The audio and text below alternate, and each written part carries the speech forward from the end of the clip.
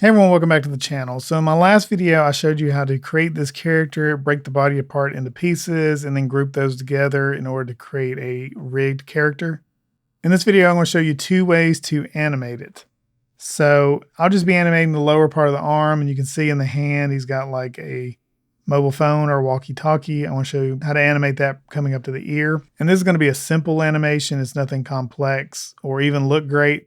But I just want to show you how you would animate this if you wanted to, and I want to show you two options. So currently I don't have any keyframes set, and I have that arm grouped. So if I click this group off, you can see that's the whole arm. Click this group off, and that's the lower arm. So that'll also control the hand. So if I click on that, you take this bounding box. If I click these three dots, I have an edit anchor option. If I click that, you can see where my anchor point is, which is where I want it to be. It's in the elbow. So that's where this is going to move from. Click done up here. You can also see the bounding box is kind of weird. And once Procreate sets that bounding box, there's not a lot you can do about it. But I haven't seen it to be an issue in animating. If I tap the playhead, I can set my first keyframe, but I don't want to do it on 0. I want to bring that out a bit because I want some space here with no movement. So when the movement happens, you can really pay attention to it. So I'm going to tap the playhead, hit move and scale, and that sets a keyframe. You can see that here. So currently that's the down position. If I bring the playhead over here, tap it again, you can see I've set another keyframe. So if I tap this, you could rotate the arm by setting in your own measurements here, but you can also tap this bounding box corner, and you see I have this rounded icon show up. That allows me to rotate the arm. So since I've set that keyframe, I'm going to rotate it to here and let go. And now if I scrub through here, you can see the arm move. If I hit play,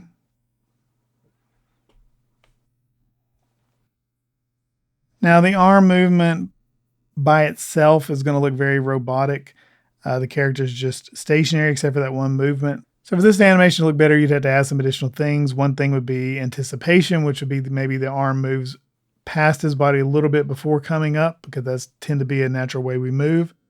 Or it could overshoot, which means it goes past his ear and then he brings it back. Additionally, the more complex the character's movements look, not complex, but layered, the more natural it'll look. So as he's moving his arm, he may tilt a little bit. He may move his head towards the hand as it comes to him. He may blink, move his eyebrows, speak, doing lip sync while the thing's moving. So all those things add life to the animation. But this is just a simple tutorial, so those are things to keep in mind, but this is just showing how to do this in Procreate Dreams.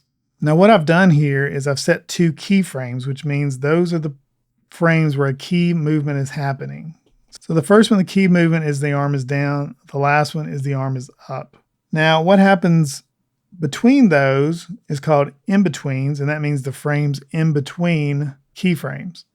And currently, Procreate Dreams is adding the Inbetweens for you. So I did this one, and as I scrub through, everything that's occurring here is caused by the program.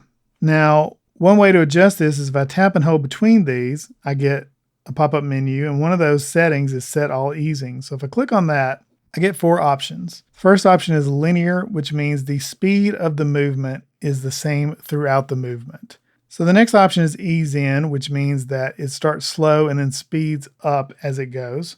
The ease out option means that the movement starts fast and then it slows towards the end. Ease in and ease out means it starts slow, it speeds up to the middle, and then from the middle it starts slowing down to the end. And these are the more natural way people move. Nothing starts out at its fastest speed. It just starts out slow and then moves into the speed. And if you're trying to stop, you have to slow down into that. So I'm going to set ease in and out. Now you probably won't see much of a difference, but let me play through this.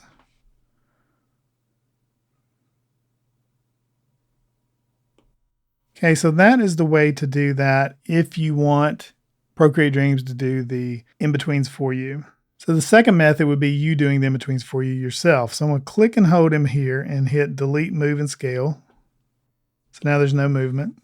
So now I'm going to tap this, hit move and scale, and I've set a keyframe again. Now the next thing I want to do is I want to tap here to create another keyframe. You can see that. Now if I tap here and rotate the arm a little bit, and then I tap here and set another keyframe, and I rotate the arm a little bit more. Now I've set one keyframe and two in-betweens. So you can see the arm is moving. So I'm doing that myself. Now the benefit of that is that you're setting the pace. And if I do this one more time and make the movement a little bigger, I'm essentially creating the ease in because I've got a couple of frames where there's very little movement. And the next movement, it gets a little bigger. In the next movement, it'll get a little bigger. As the drawing gets further away from the previous drawing's location, you're speeding up. So this is slow, slow, slow, starting to get faster because it moves further a distance. If I go to two more keyframes, tap here, and then really rotate it a lot, I'm setting the speed. So if I hit play,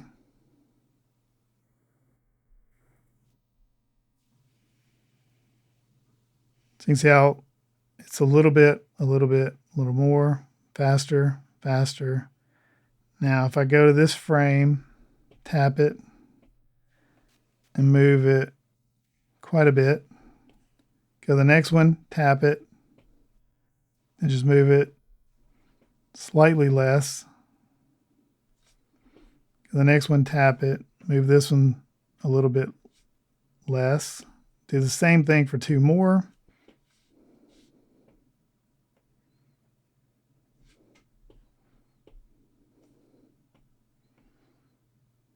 Okay, let me play through that.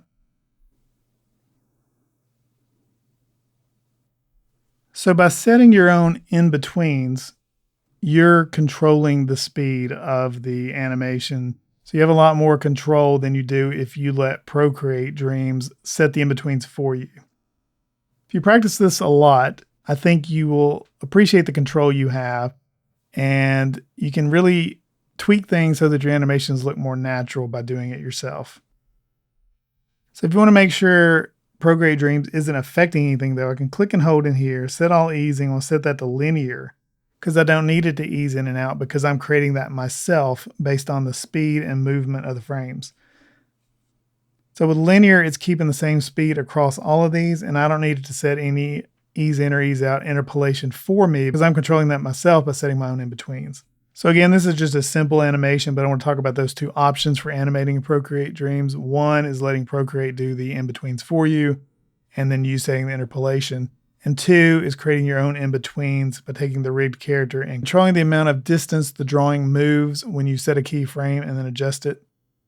So if you found this video helpful, if so, please like and subscribe, and I'll see you in the next one. Thanks for watching.